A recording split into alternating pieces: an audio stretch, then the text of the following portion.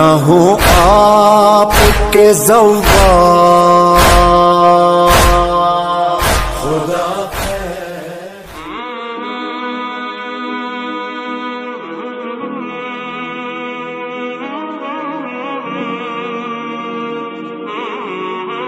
اعوذ باللہ من الشیطان الرجیم بسم اللہ الرحمن الرحیم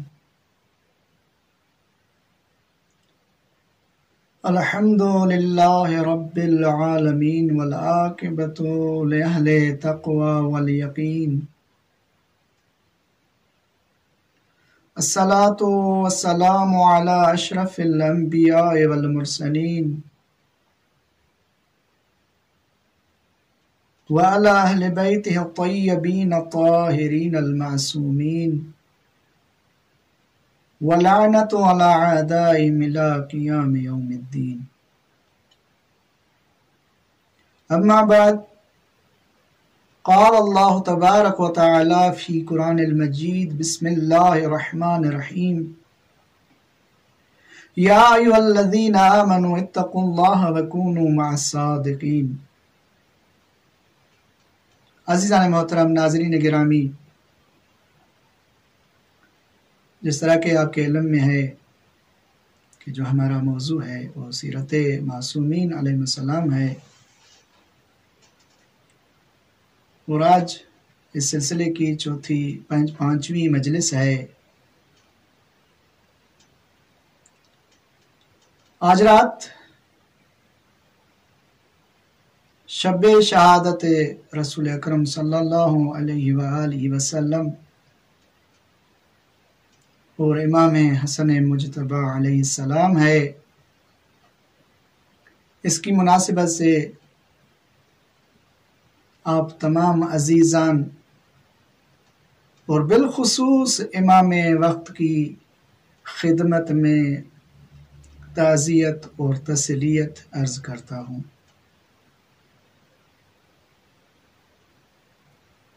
عزیزان محترم، آج میں کوشش کروں گا کہ اس مظلوم امام پر کچھ بیان کر سکوں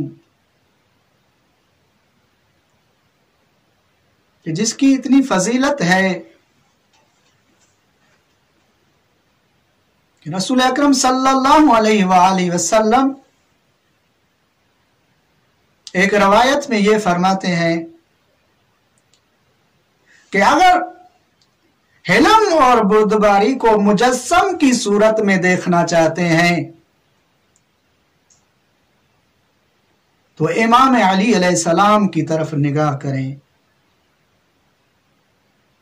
وہ صابر امام کہ جس نے مختلف مشکلات میں مختلف مصیبتوں میں صبر کیا، لہذا رسول اکرم یہ فرماتے ہیں اگر آپ حلم اور بردباری کو ایک مجسم کی صورت میں دیکھنا چاہتے ہیں، ایک تصویر آپ کے سامنے بن آئے اس کو دیکھنا چاہتے ہیں تو وہ علی کی ذات ہے۔ اور آگے رسول اکرم صلی اللہ علیہ وآلہ وسلم یہ فرماتے ہیں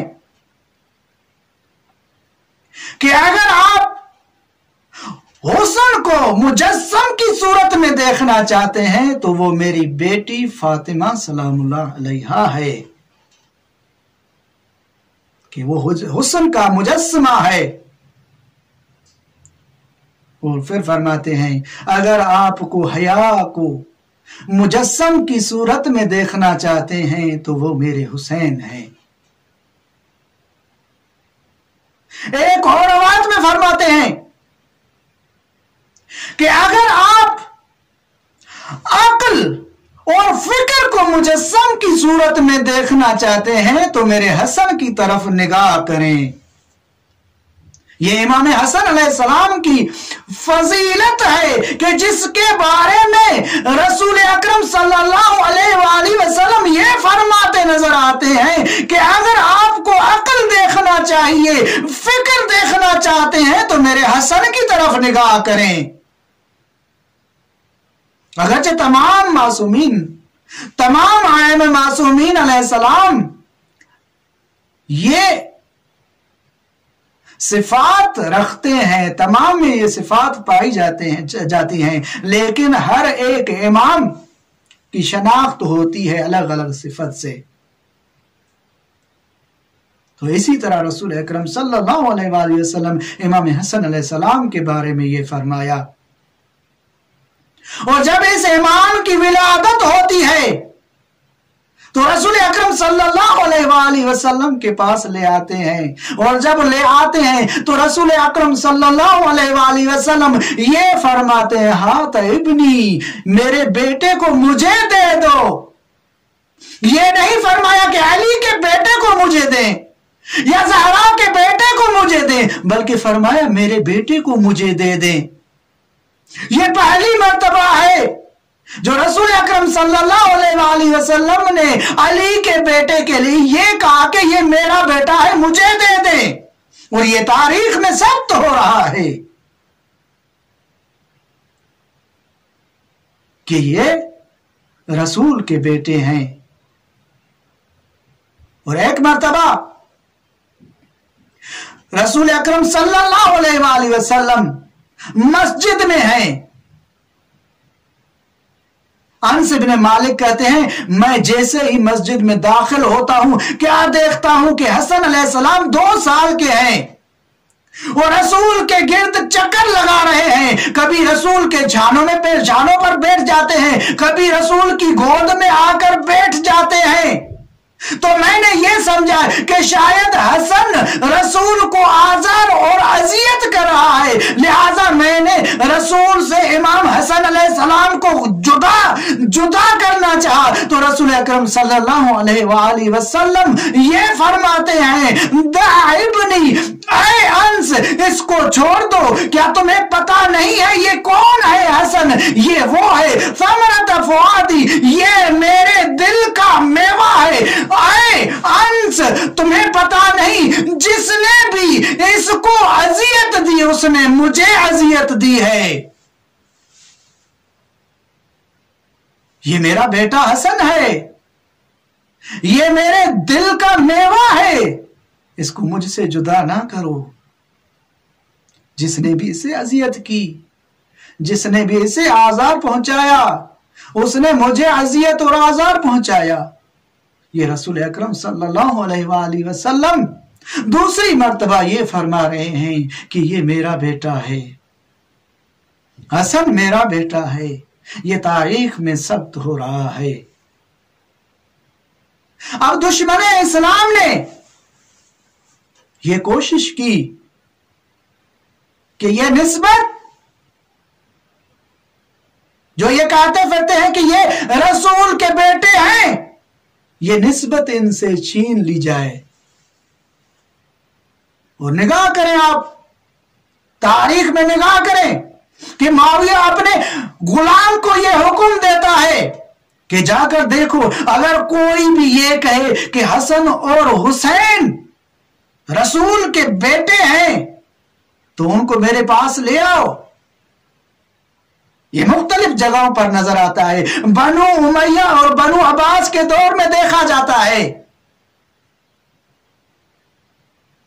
और इसी तरह बनु अब्बास के दौर में देखें कि जब हारून आता है रसूल अकरम सल्लल्लाहु अलैहि वसल्लम की मजार पर तो सलाम करता है, और इस तरह से सलाम करता है कि अस्सलामु अलैका या रसूल अल्लाह, अस्सलामु अलैका या इब्न अम्मी। तो उसी वक्त इमाम काजिम अलैहिस्सलाम आते हैं तो इस तरह सलाम करते हैं, अस्सलामु अलैका या रसूल अल्लाह, अस्सलामु अलैका या अबा। तो हारून कहते हैं कि किस तरह आप रसूल के फर्जंद हैं। यह किस तरह हो सकता है कि आप कहते हैं कि हम रसूल के बेटे हैं जबकि आप अली और ज़हरा के बेटे हैं। तो वहीं पे भी इमाम अलैहिस्सलाम इस्तदलाल करते हैं आये मुबाहला से کہ ہم یہ ثابت کرتا ہے کہ ہم رسول کے بیٹے ہیں. رسول نے خود کہا ہے, قرآن نے کہا ہے کہ یہ رسول کے فرزند ہیں. تو عزیزان محترم, یہ تاریخ میں مختلف جگہوں پر یہ نزاع دیکھنے میں آتا ہے کہ ایک مرتبہ حجاج کی خدمت میں یحییٰ بن یعمر جو بلخ کے رہنے والا ہے اور خراسان کے علماء میں سے ہے, لے آتے ہیں. پاؤں بندھے ہوئے ہیں, ہاتھ بندھے ہوئے ہیں, کپڑے پھٹے ہوئے ہیں, پرانے ہیں, اور آ کر حجاج کے سامنے اس کو پھینک دیتے ہیں. حجاج دے کر فرماتا ہے, میں نے سنا ہے تو ممبروں پر جا کر حسن اور حسین کے لیے کہتا ہے کہ یہ رسول کے فرزند ہیں. آپ کے پاس کیا دلیل ہے کہ یہ کہتے پھرتے ہیں کہ یہ فرزند رسول ہیں؟ کون سی دلیل کے مطابق؟ تو یحییٰ وہیں پہ فرماتا ہے قرآن کی آیت کے مطابق. کہتا ہے کہ کون سی وہ آیت ہے؟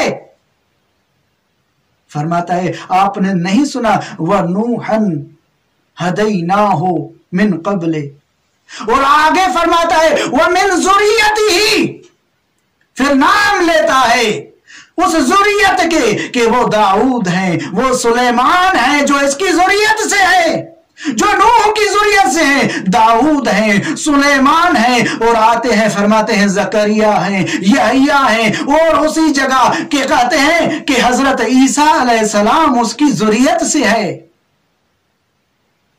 یحییٰ فرماتا ہے اے حجاج, کیا تو نے نہیں دیکھا, کیا تو نے نہیں پڑھا کہ حضرت عیسیٰ علیہ السلام کے باپ نہیں تھے, وہ ماں سے تھے, لہذا جب ماں سے تھے پھر بھی خداوند متعال یہ نسبت باپ کی طرف دیتا ہے, حضرت نوح علیہ السلام کی طرف یہ نسبت دیتا ہے کہ یہ ان کے فرزندوں میں سے ہے, ان کی ذریت میں سے ہے. جب اس کی حضرت عیسیٰ کی نسبت نوح کی ذریت میں سے دی جاتی ہے تو امام حسن اور امام حسین علیہ السلام کی نسبت بھی رسول اکرم صلی اللہ علیہ وآلہ وسلم کی طرف دے سکتے ہیں, ورنہ حضرت عیسیٰ علیہ السلام کو اس نسبت کو قرآن میں سے حذف کر دیں.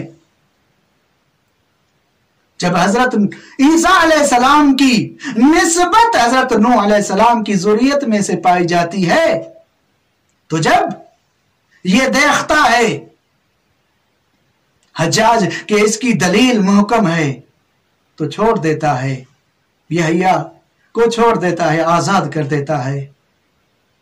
لہذا عزیزان محترم, یہ مختلف جگہوں پر یہ نزاع چلتا آیا کہ یہ کس طرح ہو سکتا ہے, اور ائمہ معصومین علیہ السلام نے یہ دفاع کیا اور یہ کہتے رہے یبن رسول اللہ, اے فرزند رسول. یہ مختلف جگہوں پر ملتا ہے, ائمہ معصومین علیہ السلام نے دفاع بھی کیا ہے.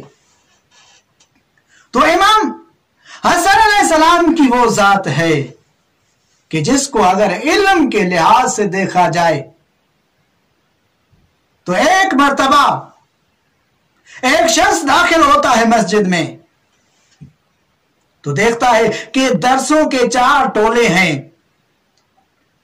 مختلف ٹولوں میں درس ہو رہا ہے.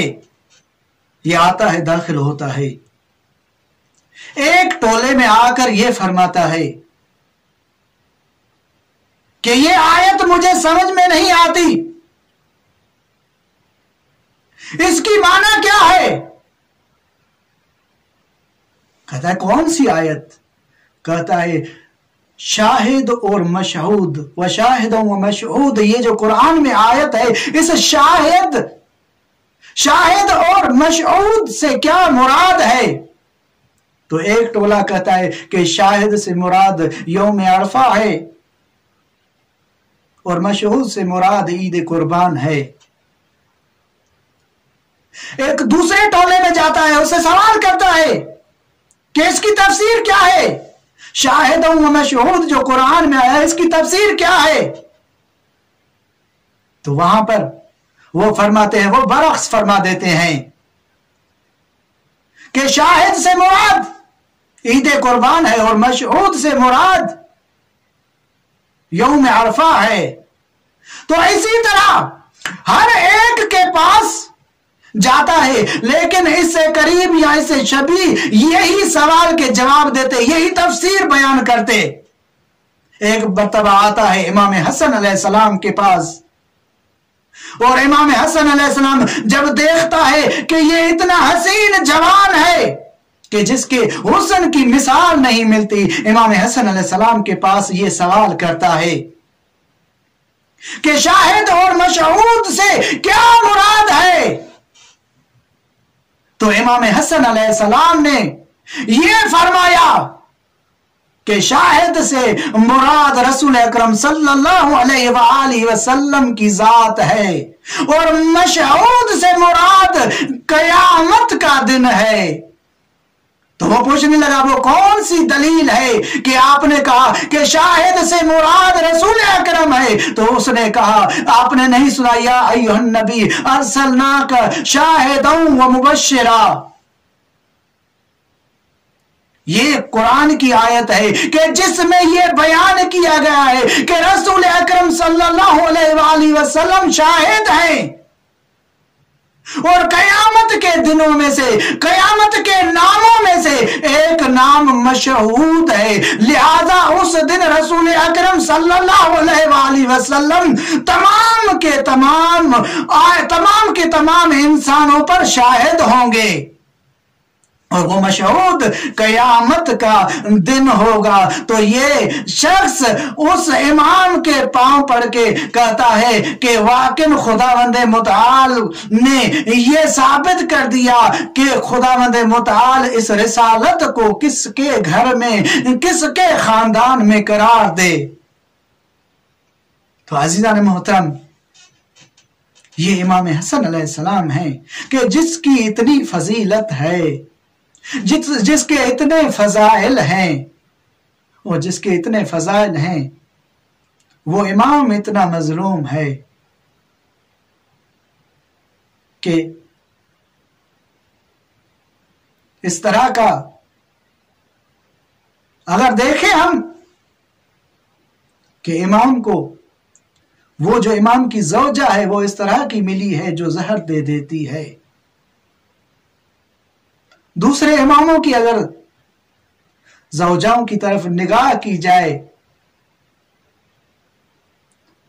امام علی علیہ السلام کو فاطمہ جیسی زوجہ ملی، اور امام حسین علیہ السلام کو وہ زوجہ ملی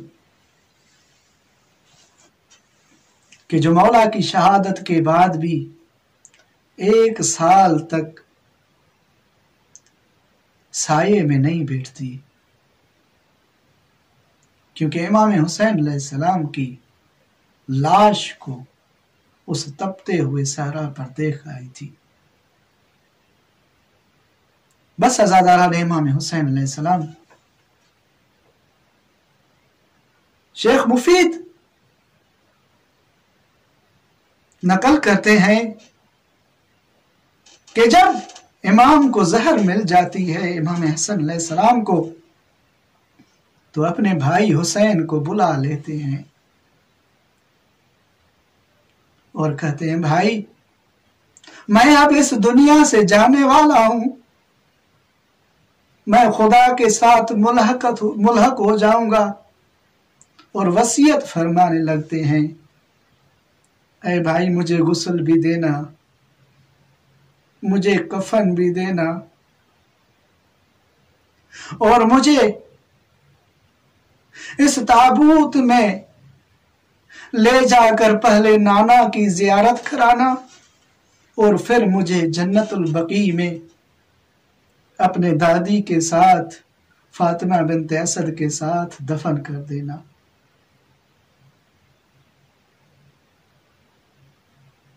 عزیزان محترم، امام نے یہ وصیت تو کر دی۔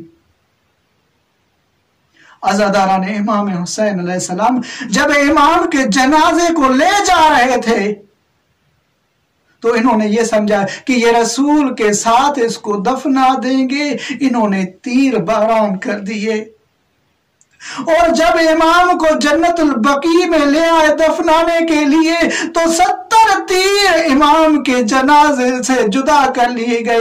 بس عزادارہ نے امام حسین علیہ السلام جب یہ امام وصیت کر رہے تھے تو ایک مرتبہ آواز آتی ہے کہ زینب آ رہی ہے.